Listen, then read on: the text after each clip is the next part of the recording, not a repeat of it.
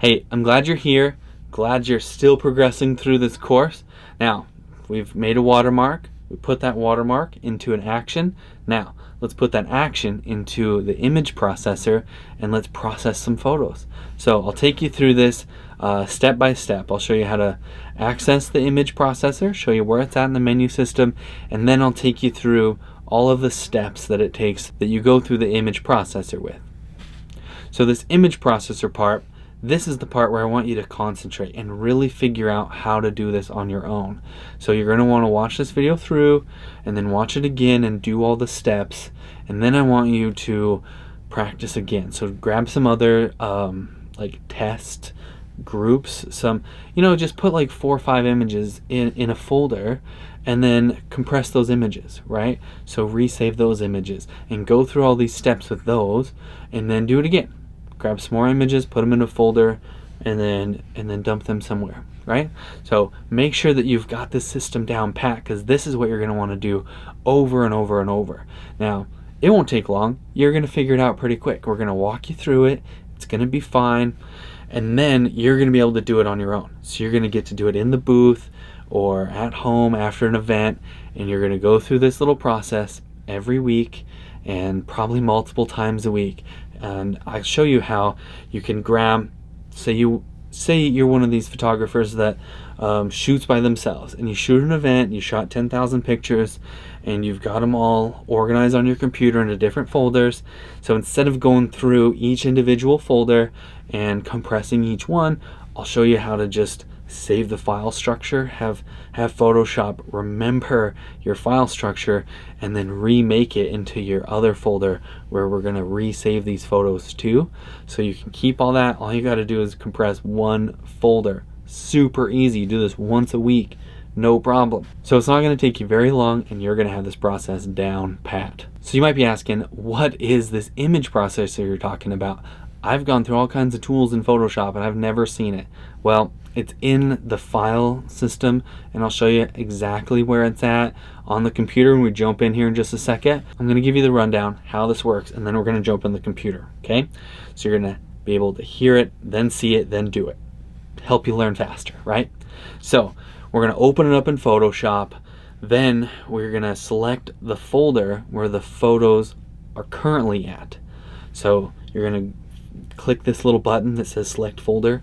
Then you're going to go onto your hard drive wherever your photos live, and you're going to grab that folder. Then you're going to grab another folder. In the second step, you're going to grab a folder where you want the photos to resave to, because we don't want to just dump them back into the same folder.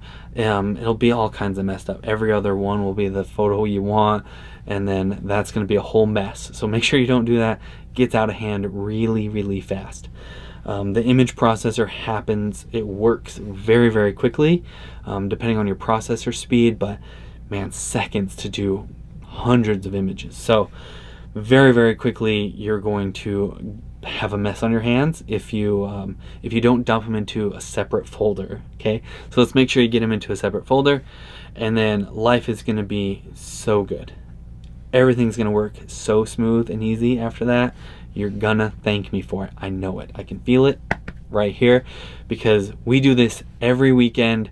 Brenna does this 50 times a weekend, easy, for small events. I mean, she's doing it as we go. I hand her a card after, say, every round or every 100 teams or whatever it is.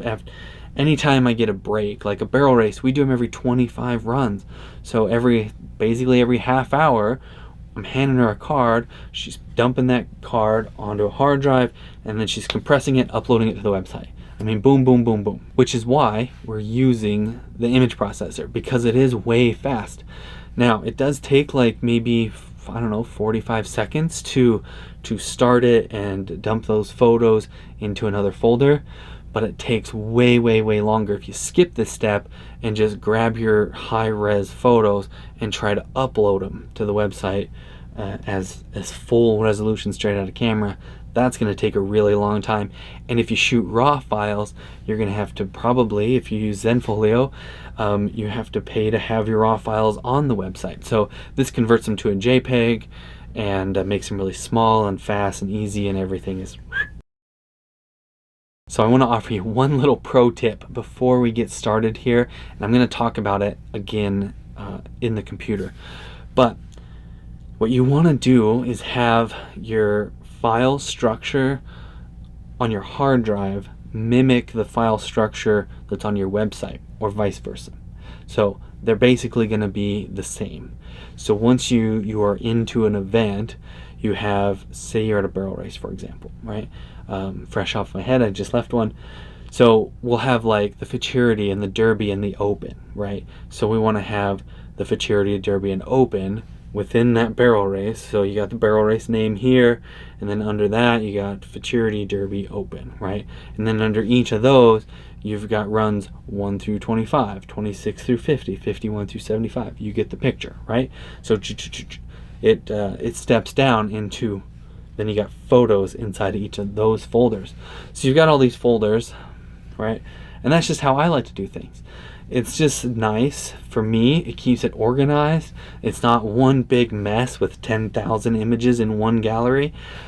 We've all been there, right? And all of our customers have had a photographer. They went to their website and it was just a massive folder full of hundreds of thousands of pictures, right? So I like to keep it small as possible, relatively, right? So we're always trying to balance between our speed and efficiency and customers' speed and efficiency, and sometimes those are at odds. So it'd be faster for my customers if I resorted all of these photos by name, right? And they could just click on a folder with their name and it had all their images in it. That's fine. That's one thing, right? But that takes me or my people a long time to do, in comparison to just saying boom boom 1 through 25, 26 through 50, and we just grab a chunk and we dump it into a folder. I do it for team opens, barrel race, and calf open, all of it, 1 through 25, 25 teams, 25 runs, 25 whatever your draw number.